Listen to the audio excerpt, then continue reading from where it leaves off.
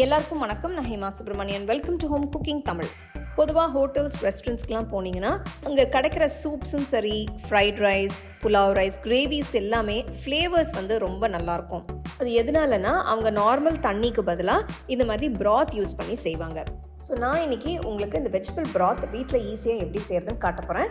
வாங்க இது எப்படி செய்யறதுன்னு பார்க்கலாம். வெஜிடபிள் ப்ராத் பண்ணுறதுக்கு நல்ல டீப்பான ஒரு பாத்திரம் எடுத்துக்கோங்க. ஃபர்ஸ்ட் 1 டீஸ்பூன் எண்ணெயை ஊற்றி, அடுத்து ஒரு பிரியாணி இலை போடுங்க. அடுத்து 20 பல்லு பூண்டு சேர்க்குறேன். பூண்டு வந்து நல்ல ஒரு ஃப்ளேவர் கொடுக்கும். நெக்ஸ்ட் ஒரு சின்ன பவுல் வெங்காயம் ஆட் பண்ணுங்கள். காயெல்லாம் நீங்கள் ரஃப்பாக கட் பண்ணால் போதும், ரொம்ப பொடியாக கட் பண்ணணும் அவசியம் இல்லை. நான் வந்து இந்த ஃபயர் ப்ரூஃப், ஹீட் ப்ரூஃப் கண்ணாடி பாத்திரத்தில் செய்கிறேன். ஏன்னா உங்களுக்கு நல்லா தெரியுங்கிறதுக்காக. நீங்கள் வீட்டில் இருக்கிற பாத்திரத்தில் செஞ்சுக்கலாம். நெக்ஸ்ட் நம்ம காயெல்லாம் ஆட் பண்ணணும். ஃபர்ஸ்ட் 2 கேரட் நறுக்குனது, ஒரு சின்ன பவுல் பீன்ஸ் நறுக்குனது, அடுத்து ஒரு சின்ன பவுல் முட்டைகோஸ் நறுக்குனது, ஒரு பவுல் ப்ராக்கலி, ஒரு பவுல் செலரி ஆட் பண்ணும்போது இந்த ப்ராத்தோட ஃப்ளேவர்ஸ் எல்லாம் ரொம்ப நல்லாயிருக்கும். ஸோ கண்டிப்பாக ஆட் பண்ணுறதுக்கு ட்ரை பண்ணுங்க. அடுப்பை மீடியம் லோ ஃப்ளேம்லேயே வச்சு நல்லா வேக வச்சுடுங்க. இப்போ இதை சீசனிங் பண்ணுறதுக்காக நான் 1 டீஸ்பூன் உப்பு, 1 டீஸ்பூன் மிளகுத்தூள் சேர்க்குறேன். நீங்கள் எடுக்கிற காயோட அளவுக்கு ஏற்ற மாதிரி உப்பு காரம்லாம் அட்ஜஸ்ட் பண்ணிக்கலாம். லைட்டாக மிக்ஸ் பண்ணிக்கோங்க.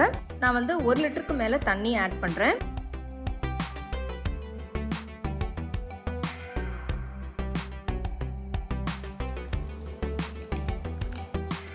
இன்னும் கொஞ்சம் சேர்க்குறேன். இப்போ பாத்திரத்தை மூடி வச்சு மீடியம் லோ ஃப்ளேமில் ஒரு 30 நிமிஷத்துக்கு வேக விடுங்க.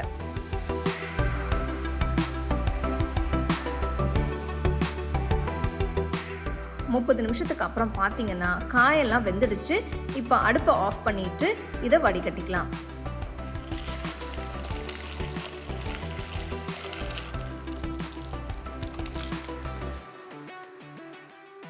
வடிகட்டிட்டு கம்ப்ளீட்டாக ஆற விடுங்க.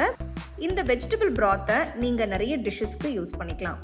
பார்த்தீங்கன்னா இதை நீங்கள் சூப்ஸ்க்கு, புலாவ், கிரேவிக்கு எதுக்கு வேணும்னாலும் நார்மலாக தண்ணிக்கு பதிலாக யூஸ் பண்ணிக்கலாம். ப்ராத் பார்த்தீங்கன்னா கம்ப்ளீட்டாக ஆறிடுச்சு. இப்போ இதை ஒரு கிளாஸ் ஜாருக்கு மாற்றிக்கலாம். இந்த மாதிரி நீங்கள் பேட்சஸில் பண்ணி ஃப்ரீஸ் பண்ணிங்கன்னா 2-3 மாதம் வரைக்கும் நல்லாயிருக்கும்.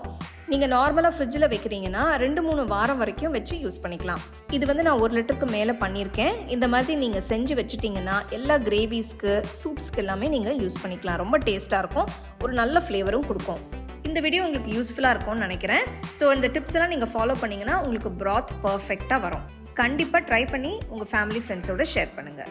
உங்களுக்கு இந்த ரெசிபி பிடிச்சிருந்தா லைக் பண்ணி, ஷேர் பண்ணி, ஹோம் குக்கிங் தமிழ் சேனலுக்கு சப்ஸ்கிரைப் பண்ணுங்கள். மறக்காமல் பெல் ஐக்கானை கிளிக் பண்ணுங்கள். The second edition of our home cooking book is now available on our website 21frames.in. I'll give you the link in the description. You can go and check it out.